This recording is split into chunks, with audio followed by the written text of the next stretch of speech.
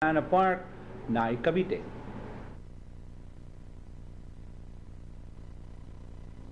Away they go. Apo ni Tomas, fast to begin. Number 6, Spikers Magic, was left behind. Apo ni Tomas rushing up his Hadjok. Sa totoo lang, in the middle. Alongside his blue collar boy, then comes Lifeline. Running by the round 6, Bonjing Legacy, Sing, and Chocolate Berries. Inside the last 650, Apo ni Tomas by Hapaland, followed by Sa Totoo Lang. Blue collar boys racing in third by another leg and running in fourth by some 4 lines Hadjok. Then comes Bonjing Legacy together by Lifeline. Rounding the far turn, Sa Totoo Lang. Apo ni Tomas fighting it out for the lead.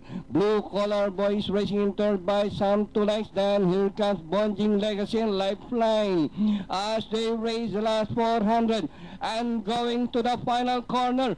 Sa Totoo Lang is on the outside. Apo ni Tomas by the rail. Blue collar boy Bonjing Legacy is on the outside. Lifeline. Sa Totoo Lang, Apo ni Tomas by the rail. But still Sa Totoo Lang leads by some 2 lengths now. Apo ni Tomas. And finally number 3. And this one is Sa Totoo Lang.